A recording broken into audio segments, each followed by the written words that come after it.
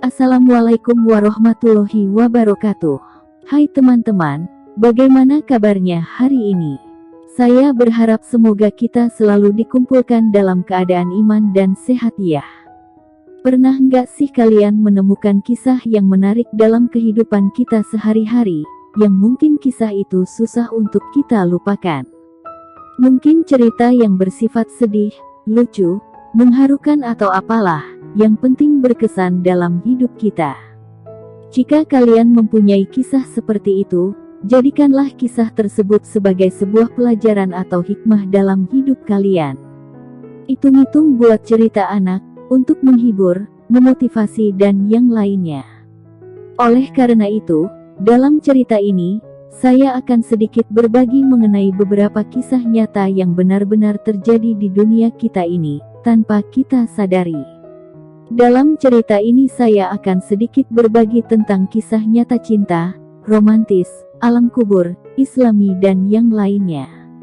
Dalam kisah yang pertama ini saya akan berbagi mengenai kisah cinta yang pernah terjadi pada zaman dahulu. Marilah kita buka kembali lembaran sejarah, bagaimana kisah keluarga Rasulullah Shallallahu Alaihi Wasallam dapat menjadi tauladan bagi kita dalam berkeluarga. Salah satunya, bagaimana kisah cinta antara putri bungsu Rasulullah Shallallahu Alaihi Wasallam, yakni Fatimah Az-Zahra dengan suaminya, Ali bin Abi Thalib.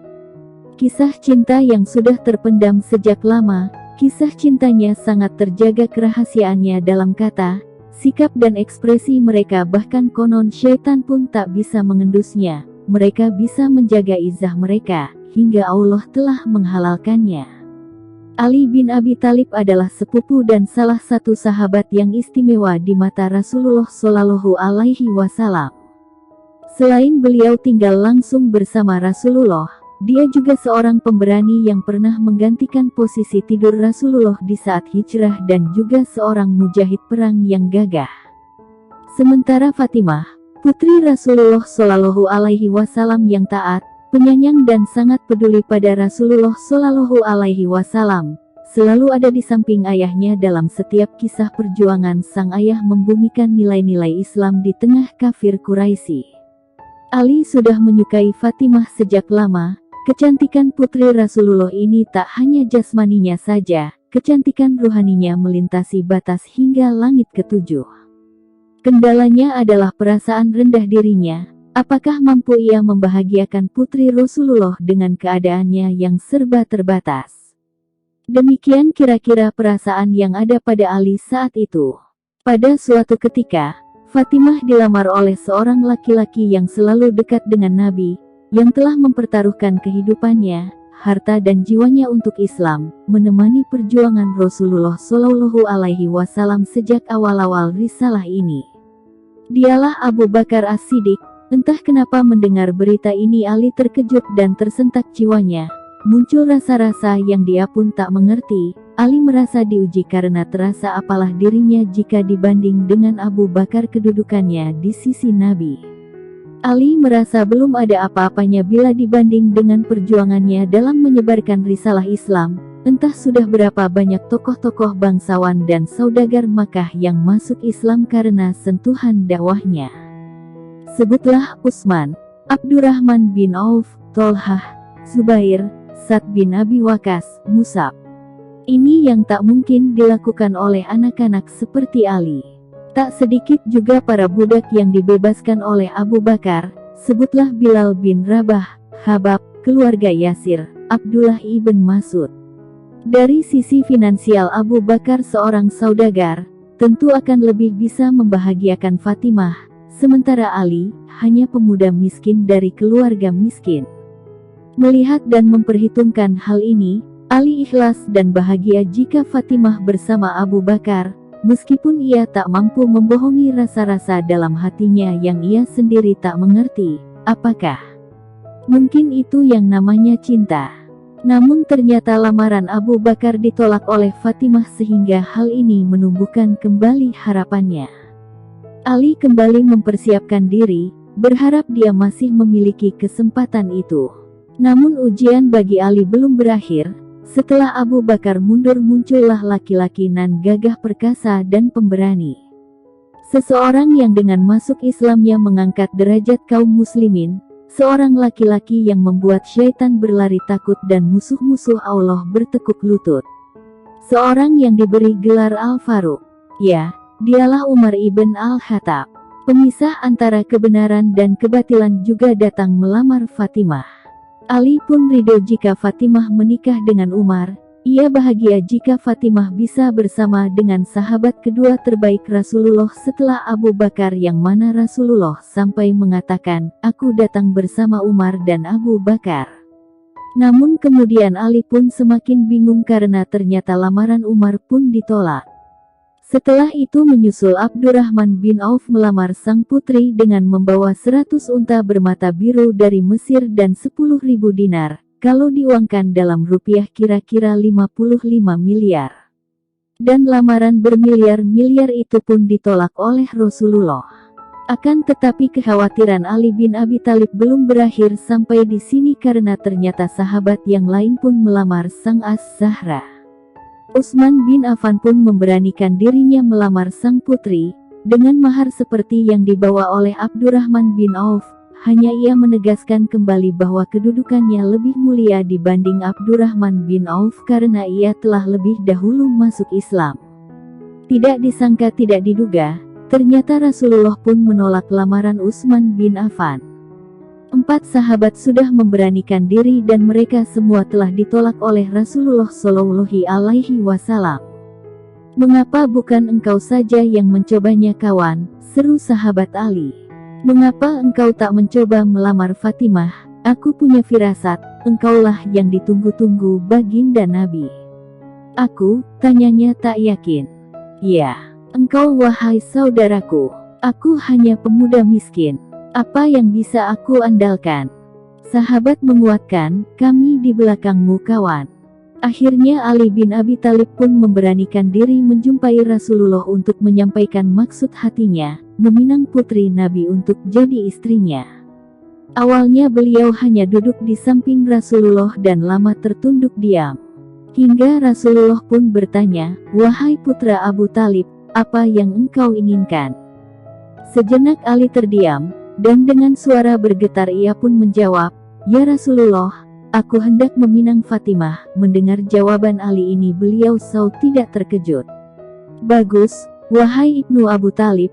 Beberapa waktu terakhir ini banyak yang melamar putriku, tetapi ia selalu menolaknya. Oleh karena itu, tunggulah jawaban putriku."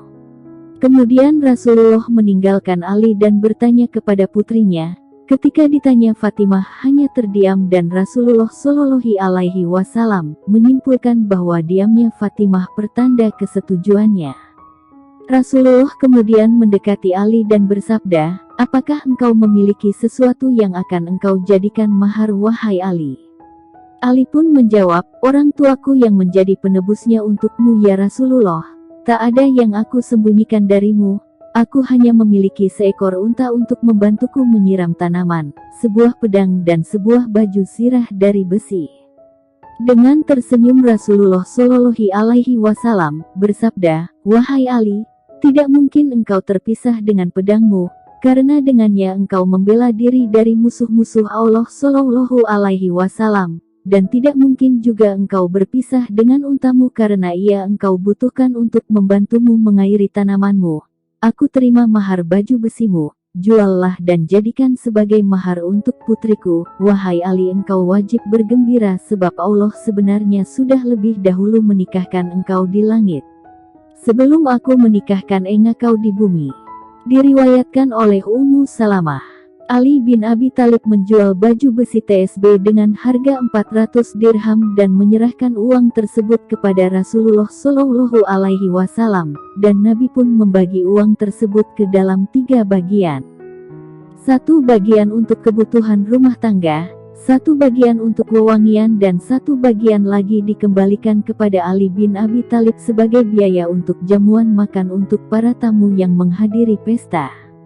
Setelah segala-galanya siap, dengan perasaan puas dan hati gembira dan disaksikan oleh para sahabat, Rasulullah mengucapkan kata ijab kabul pernikahan putrinya. Kemudian Nabi Shallallahu Alaihi Wasallam bersabda, sesungguhnya Allah Azza wa Jalla memerintahkan aku untuk menikahkan Fatimah putri Khadijah dengan Ali bin Abi Thalib. Maka saksikanlah sesungguhnya aku telah menikahkannya dengan mas kawin 400 dirham nilai sebuah baju besi, dan Ali ridho menerima mahar tersebut. Maka menikahlah Ali dengan Fatimah. Pernikahan mereka penuh hikmah walau diarungi di tengah kemiskinan, bahkan disebutkan oleh Rasulullah sangat terharu melihat tangan Fatimah yang kasar karena harus menepung gandum untuk membantu suaminya. Dan malam harinya setelah dihalalkan oleh Allah Shallallahu Alaihi Wasallam, terjadilah dialog yang sangat menggetarkan. Dalam suatu riwayat dikisahkan bahwa suatu hari setelah keduanya menikah, Fatimah berkata kepada Ali, "Maafkan aku, karena sebelum menikah denganmu, aku pernah satu kali merasakan jatuh cinta kepada seorang pemuda dan aku ingin menikah dengannya." Ali pun bertanya mengapa ia tak mau menikah dengannya, dan apakah Fatimah menyesal menikah dengannya. Sambil tersenyum Fatimah menjawab, "Pemuda itu adalah dirimu." Subhanallah, itu adalah pujian terbaik dari seorang istri yang bisa membahagiakan hati suaminya. Ali dan Fatimah saling mencintai karena Allah, mereka mencintai dalam diam, menjaga cintanya dan Allah satukan dalam ikatan suci pernikahan. Semoga kita dapat mentauladani peri kehidupan anak dan menantu Rasulullah Shallallahu Alaihi Wasallam ini. Setelah itu menikahlah kedua manusia mulia itu di hadapan para sahabatnya, walaupun hanya dipinang dengan sebuah baju besi. Pernikahan itu termasuk pernikahan yang berhasil. Karena dari pernikahan ini, melahirkan seorang manusia mulia yaitu Hasan dan Husain. Demikian sepenggal kisah romantis dari Ali bin Abi Thalib dengan Fatimah As-Zahra yang bisa menginspirasi sahabat muslim untuk selalu berprasangka baik tentang takdir dan kehidupan kita. Semoga apa yang disampaikan tadi dapat memberi manfaat dan kebaikan bagi kita semua. Tentunya kesempurnaan hanya milik Allah semata, karena itu saya memohon maaf atas ucapan dan tindakan yang tidak mengenakan bagi para pendengar. Walahul muwafiq ila aqwamit thariq. Semoga Allah menuntun kita menuju jalan yang paling lurus yakni Islam. Akhirul kalam, wassalamualaikum warahmatullahi wabarakatuh.